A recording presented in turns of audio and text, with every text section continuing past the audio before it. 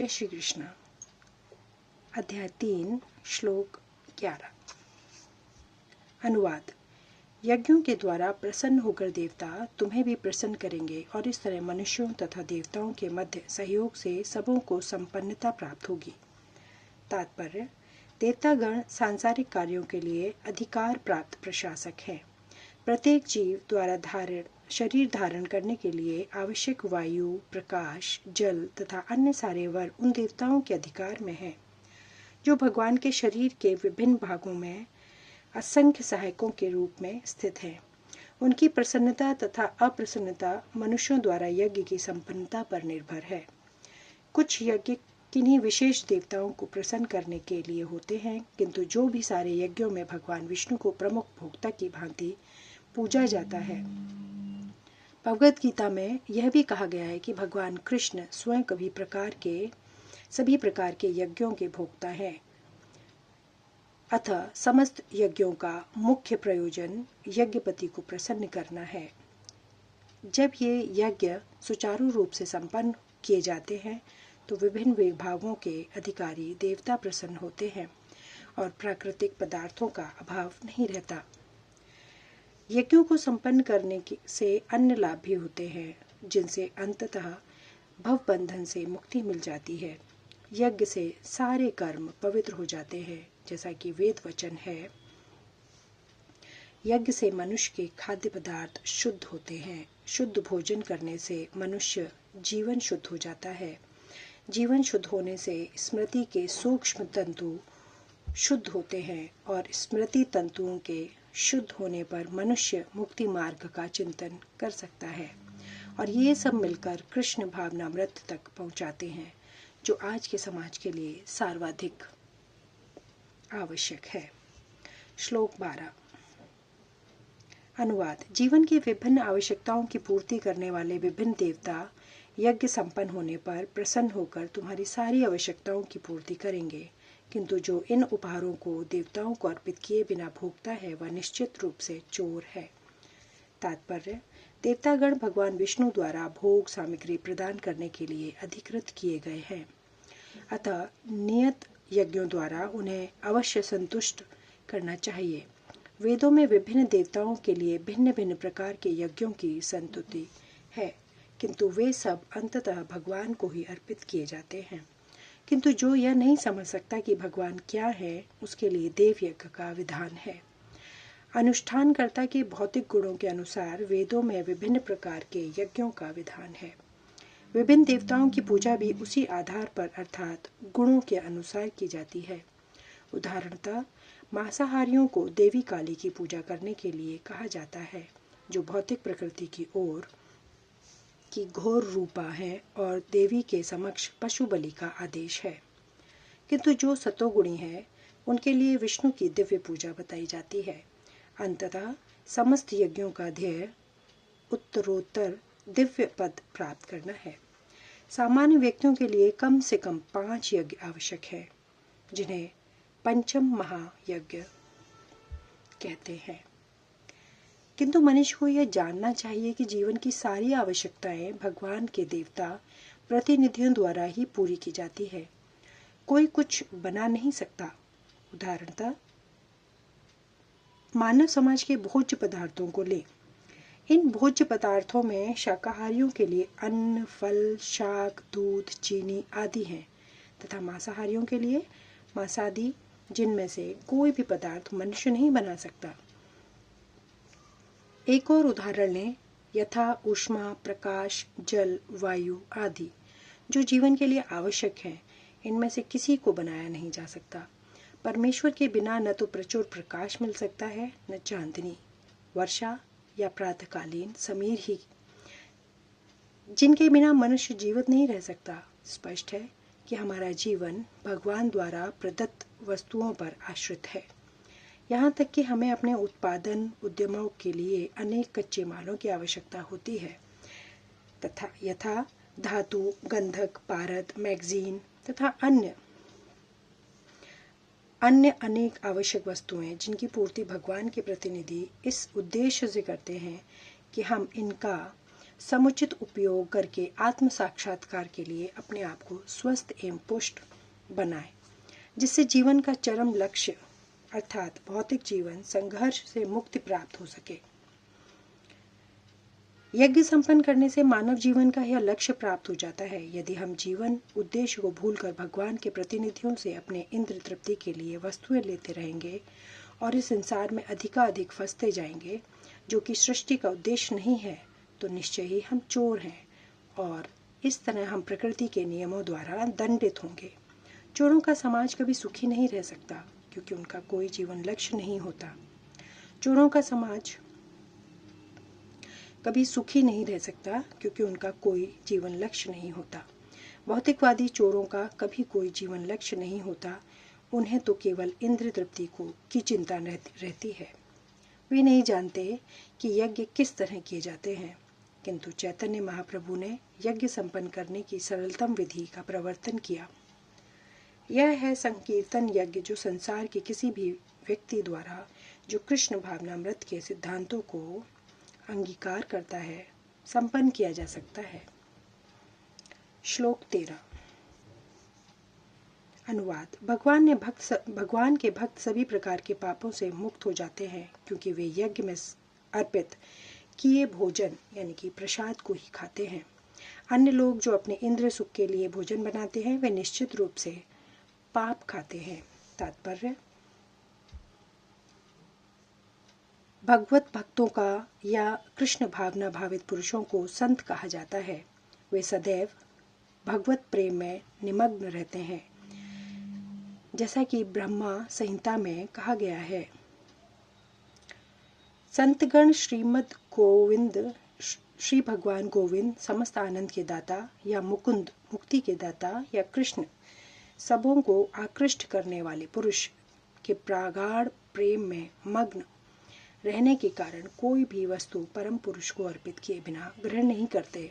फलतः ऐसे भक्त पृथक पृथक भक्ति साधनों के द्वारा यथा श्रवण, कीर्तन, स्मरण, अर्चन आदि के द्वारा यज्ञ करते रहते हैं, जिससे वे संसार की संपूर्ण पापमय संगति के कलमश से दूर रहते हैं। अन्य लोग जो अपने लिए या इंद्रिय तृप्ति के लिए भोजन बनाते हैं, वे न केवल चोर हैं, अपितु सभी प्रकार के पापों को खाने वाले हैं। जो व्यक्ति चोर तथा पापी दोनों हो, भला वह किस तरह सुखी रह सकता है? यह संभव नहीं। अतः सभी प्रकार के सुखी रहने के लिए मनुष्य को पूर्ण कृष्ण भावनामृत में संकीर्तन यज्ञ करने की सरल विधि बताई जानी चाहिए, अन्यथा संसार में शांति या सुख हो ही नहीं सकता। श्लोक 14। अनुवाद। सारे प्राणी अन्न पर आश्रित है, जो वर्षा से उत्पन्न होता है। वर्षा यज्ञ संपन्न करने से होती है और यज्ञ नियत कर्मों से उत्पन्न होता है। तात्पर्य। भगवत गीता के महान टीकाकार श्री बलदेव विद्याभूषण इस प्रकार लिखते हैं। परमेश्वर जो यज्ञ पुरुष अथवा समस्त यज्ञों के भोक्ता कहलाते हैं, सभी देवताओं के स्वामी हैं, और जिस प्रकार शरीर के अंग पूरे शरीर की सेवा करते हैं, उसी तरह सारे देवता उनकी सेवा करते हैं। इंद्र, चंद्र तथा वरुण जैसे देवता भगवान द्वारा नियुक्त अधिकारी हैं, जो सांसारिक कार्यों की देखरेख करते हैं। सारे वेद इन देवताओं को प्रसन्न करने के लिए यज्ञों का निर्देश करते हैं, जिससे वे अन्न उत्पादन के लिए प्रचुर वायु, प्रकाश तथा जल प्रदान करें। जब कृष्ण की पूजा की जाती है, तो उनके अंग स्वरूप देवताओं की भी स्वतः पूजा हो जाती है। अतः देवताओं की अलग से पूजा करने की आवश्यकता नहीं होती। इसी हेतु कृष्ण भावना भावित भगवत भक्त सर्वप्रथम कृष्ण को भोजन अर्पित करते हैं और तब खाते हैं। यह ऐसी विधि है जिससे शरीर का आध्यात्मिक पोषण होता है। ऐसा करने से न केवल शरीर के विगत पापमय कर्म फल नष्ट होते हैं, अपितु शरीर प्रकृति के समस्त कल्मशों से निरापद हो जाता है। जब कोई छूत का रोग फैलाता है, तो इसके आक्रमण से बचने के लिए रोगाणुरोधी टीका लगाया जाता है। इसी प्रकार भगवान विष्णु को अर्पित करके ग्रहण किया जाने वाला भोजन हमें भौतिक संदूषण से निरापद बनाता है, और जो इस विधि का अभ्यस्त है वह भगवत भक्त कहलाता है। अतः कृष्ण भावना भावित व्यक्ति जो केवल कृष्ण को अर्पित किया गया भोजन करता है, वह उन समस्त विगत भौतिक दूषणों के फलों का सामना करने में समर्थ होता है, जो आत्म साक्षात्कार के मार्ग में बाधक बनते हैं। इसके विपरीत जो ऐसा नहीं करता वह अपने पाप पूर्ण कर्म को बढ़ाता रहता है, जिससे उसे सारे पाप फलों को भोगने के लिए अगला शरीर कुकुरों सुकुरों के समान मिलता है। यह भौतिक जगत नाना कल्मशों से पूर्ण है, और जो भी भगवान के प्रसाद को ग्रहण करके उनसे निरापद हो लेता है वह उनके आक्रमण से बच जाता है, किंतु जो ऐसा नहीं करता वह कल्मश का लक्ष्य बनता है। अन्न अथवा शाक वास्तव में खाद्य हैं। मनुष्य विभिन्न प्रकार के अन्न, शाक, फल आदि खाते हैं, जबकि पशु इन पदार्थों के उच्छिष्ट को खाते हैं। जो मनुष्य मांस खाने के अभ्यस्त हैं, उन्हें भी शाक के उत्पादन पर निर्भर रहना पड़ता है। क्योंकि पशु शाक ही खाते हैं, अतएव हमें अंत गोत्वा खेतों में के उत्पादन पर ही आश्रित रहना है, बड़ी बड़ी फैक्ट्रियों के उत्पादन पर नहीं। खेतों का यह उत्पादन आकाश से होने वाली प्रचुर वर्षा पर निर्भर करता है, और ऐसी वर्षा इंद्र, सूर्य, चंद्र आदि देवताओं के द्वारा नियंत्रित होती है। ये देवता भगवान के दास हैं। भगवान को यज्ञों के द्वारा संतुष्ट रखा जा सकता है, अतः जो इन यज्ञों को संपन्न नहीं करता उसे अभाव का सामना करना होता है। यही प्रकृति का नियम है। अतः भोजन के अभाव से बचने के लिए यज्ञ, और विशेष रूप से इस युग के लिए संस्तुत संकीर्तन यज्ञ संपन्न करना चाहिए। श्लोक 15। अनुवाद। वेदों में नियमित कर्मों का विधान है, और ये वेद साक्षात श्री भगवान परब्रह्म से प्रकट हुए हैं। फलतः सर्वव्यापी ब्रह्मा यज्ञ कर्मों में सदा स्थित रहता है। तात्पर्य। इस श्लोक में यज्ञार्थ कर्म अर्थात कृष्ण को प्रसन्न करने के लिए कर्म की आवश्यकता को भली भांति विवेचित किया गया है। यदि हमें यज्ञ पुरुष विष्णु के परितोष के लिए कर्म करना है, तो हमें ब्रह्मा या दिव्य वेदों से कर्म की दिशा प्राप्त करनी होगी। अतः सारे वेद कर्म देशों की संहिताएं हैं। वेदों के निर्देश के बिना किया गया कोई भी कर्म विकर्म या अवैध अथवा पापपूर्ण कर्म कहलाता है। अतः कर्मफल से बचने के लिए सदैव वेदों से निर्देश प्राप्त करना चाहिए। जिस प्रकार सामान्य जीवन में राज्य के निर्देश के अंतर्गत कार्य करना होता है, उसी प्रकार भगवान के परम राज्य के निर्देशन में कार्य करना चाहिए। वेदों में ऐसे निर्देश भगवान के श्वास से प्रत्यक्ष प्रकट होते हैं। कहा गया है,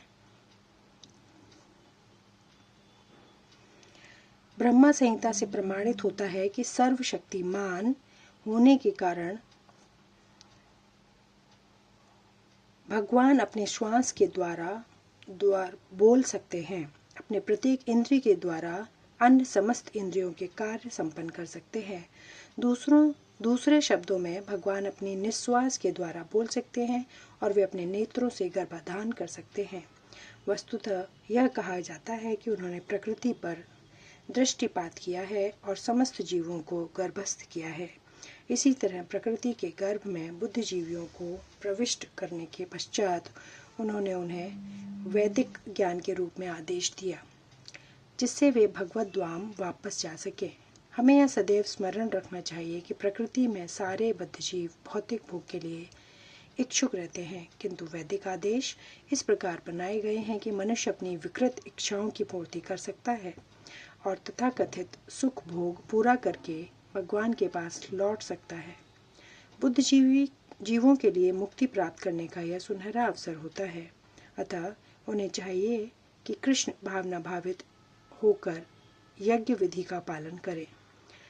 यहाँ तक कि जो वैदिक आदेशों का पालन नहीं करते, वे भी कृष्ण भावना व्रत में के सिद्धांतों को ग्रहण कर सकते हैं।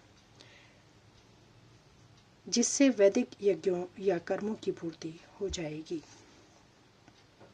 श्लोक 16 से आगे का वर्णन अगले वीडियो में। धन्यवाद। जय श्री कृष्ण।